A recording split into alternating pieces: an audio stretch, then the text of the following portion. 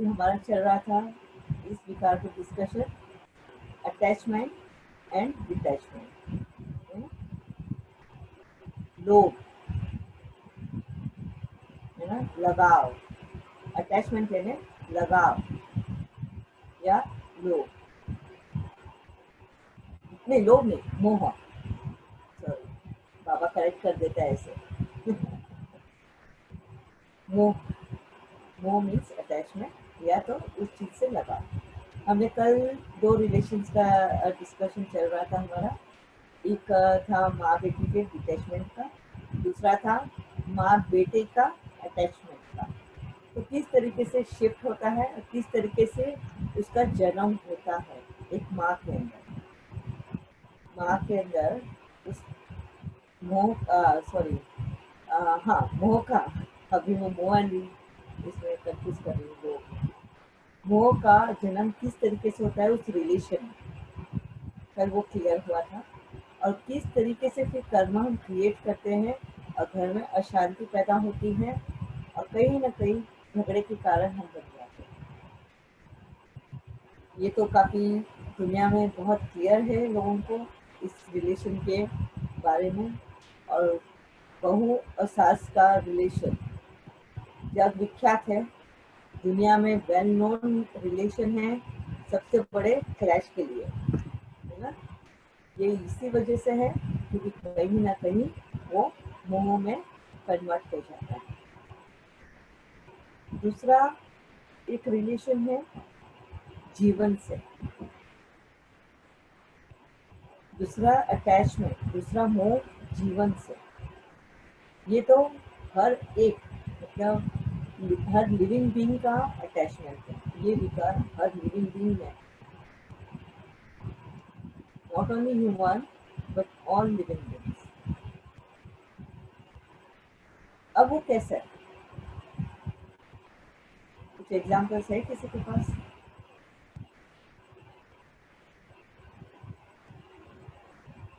हाँ हाँ जी, जी। या भावना में एनी लिविंग बीइंग जैसे ही उसको ऐसे लगता है कि उसकी जिंदगी को खतरा है तो वो उससे बचने की कोशिश करता है, भागने की कोशिश करता है। But I don't know whether it can be called विकार और नॉट। वो अपने बचाव कर रहा है और ये तो हक पूरी कुदरत ने सभी को दिया होता है।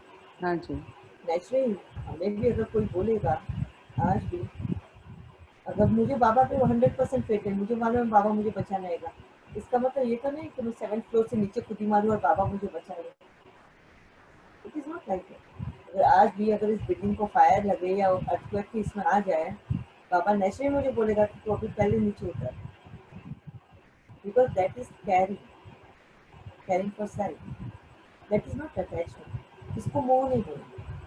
जीवन से मोह या जीवन से लगाव तो उस वक्त होता है जब वो मौत को फेस करने का या मौत के तरीके को फेस करने को डरता है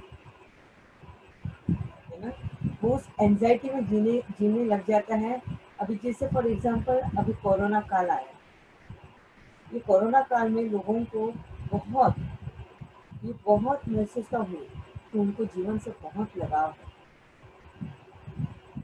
उनको बहुत मोह है जीवन से, और इसी वजह से उनका ये जन्म डर का, एंजाइटी का आ, ये जन्म हुआ है उनके अंदर।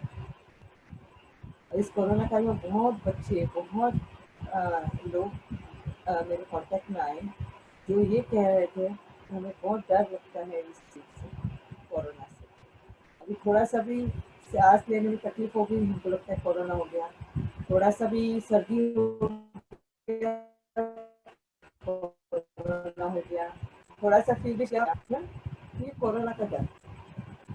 कभी अगर फायर या अर्थक्वेक के बारे में सुना हो तो अभी अर्थक्वेक महाराष्ट्र में 2-3 बार आ गया, मुंबई के आउटस्कर्ट्स में। कल रात को भी आया और 2 से 3 दिन पहले वापस से आया। दिल्ली में भी बहुत बार, अभी अभी रिसेंटली में बहुत बार अर्थक्वेक का ये वाइब्रेशंस मिले हैं। लोगों को डर बैठ गया है कुदरत के डिजास्टर से कि कब कुदरत कौन सा खेल दिखाएगी। अब लोग उस एंजाइटी में जी रहे हैं। बारिश जोर से आई, क्लाउड जोर जोर से होने लग गए, अब क्लाउड फटने वाला है, है ना, क्लाउड बर्स्ट होगा और सब बह जाएगा। तो रात भर सोते नहीं है, दरवाजे में पानी, जमीन पे पैर रखते हैं कि कहीं घर के अंदर पानी ना घुसता, कहीं वो नींद में ही उनका बेड बह के ना चले जाए। ये डर, इसको मुंह में बोला जाए, ये मोह है। दूसरा, अगर समझो मुझे कैंसर डिटेक्ट हो गया, ये मेरा कर्मों का हिसाब है। ओके, अभी कैंसर डिटेक्ट हुआ, अब मैं क्या करूँगी, उसमें से सर्वाइव होने की कोशिश करूँगी। उसके लिए मैं केमोथेरेपी लूँगी, कितनी ही तकलीफें सहन करूँगी और अपना जीवन बचाने की कोशिश करूँगी। मैं उस वक्त ये भी नहीं सोचूंगी कि मेरी हस्बैंड ने या इस परिवार ने जो जमा पूंजी करके रखी है आगे के जीवन के लिए, एक झटके में वो खत्म हो जाएगी और उसका नतीजा जीरो होने वाला है। क्योंकि कैंसर सर्वाइवर्स, वो जो मेडिसिन देते हैं वो ज़्यादा लंबे समय तक नहीं सर्वाइव करता है ना। वो टाइम बिंग के लिए तुम्हारी लाइफ खींचेगी। इसके बाबा बोलते हैं ना, सत्युग में मौत तुम्हारे हाथ में है। क्योंकि कैंसर के रूप में मौत तो आ गई, पर अब साइंस मेरी मौत आगे ढकल रहा है। मेडिसिन लेके, ये लेके, दवाइयाँ लेके, इतनी तकलीफें सहन करके भी जीने की कोशिश कर रही हूँ। डेली जब भी केमोथेरेपी हो रहा है, मैं उस मौत से गुजर रही हूँ। इतना दर्दनाक रहता है केमोथेरेपी, उस मौत से गुजर रही हूँ और फिर भी जीने की कोशिश कर रही हूँ। इस जीवन से नहीं। और इसमें हम अपनी ही लाइफ ट्रेजेडी को बना ही रहे हैं और हमारे साथ जुड़े हुए सभी लोगों की भी लाइफ को ट्रेजेडी में कन्वर्ट कर रहे हैं। ये है वो। अच्छा, हमारे परिवार जो हमसे जुड़े हुए हैं उनको भी हमारे से मोह, क्योंकि वो भी हमें बचाने की कोशिश कर रहे हैं। वो भी हमको इसी रूप में देखने की कोशिश कर रहे हैं और इसी, भले कितनी भी तकलीफें सहन करें तो खुद भी मृत्यु चाहिए हमें, भले बेड पे पड़े रहे मृत्यु चाहिए। कर्जा करेंगे बचाने के लिए, मृत्यु चाहिए। ये भी एक वो है। अब यहाँ पे वो भावना बहन ने अभी जो शेयर किया, मैं नया खिलौना देने की कोशिश कर रहा हूँ पर आप ले नहीं रहे, है ना। तो नया खिलौना बाबा का कहने का मतलब है नया चोला, कि तुम्हें नया जीवन देने की कोशिश मिल रही है, तो तुम्हें यही एक जीवन में जीना है। भले ही दर्दनाक हो, भले ही एहसान वाला हो, भले ही बेड रिटर्न वाला हो, but you are so attach कि तुम्हें पता ही नहीं है कि इस जीवन के बाद वाला जो जीवन मिलने वाला है वो कितना सुखदायी मिलने वाला है। क्योंकि तुमने इसी जन्म में वो कर्म खत्म कर रहे हो। कैंसर से जो भोग रहे हो, उस कर्मों को खत्म कर रहे हो, तो तुम क्यों नहीं उसको सहज रूप से एक्सेप्ट कर रहे हो। उस परिवार को भी कहा जाता है कि तुम भी क्यों नहीं उसको सहज रूप से एक्सेप्ट करते हो कि इस आत्मा का कर्म हमारे साथ में इतना ही है।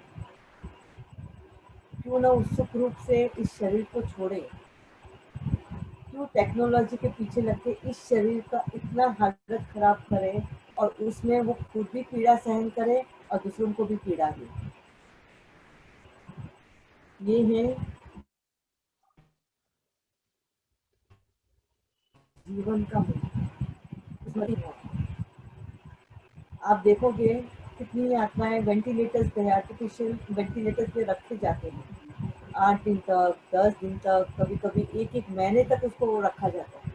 डॉक्टर्स बहुत बार परमिशन मांगते हैं फैमिली मेंबर से कि ये ब्रेन डेड है, इसका अगर ये वेंटिलेटर निकाल दो, ये अभी खत्म होगा विद इन सेकेंड्स। तो परिवार वाले उनको इजाज़त नहीं देते, वो बोलते कि नहीं, शायद भगवान का करिश्मा हो, शायद वो जी जाए, वो आशा रखते हैं और कर्जा करते हैं और डॉक्टर के बिल भरते हैं। वो उस आत्मा ने तो इसका शरीर का तो कर्म खत्म कर दिया है। वो 8 दिन में नहीं तो 1 महीने के बाद में तो छोड़ने ही वाला है इसको। और उसके बाद तुमने उस मोह और उस विकार की वजह से जो अपने ऊपर कर्जा कर लिया है, उस आत्मा के जाने के बाद में वो तो दुख उठाना ही उठाना है, प्लस अब ये भी बोझा उठाना है।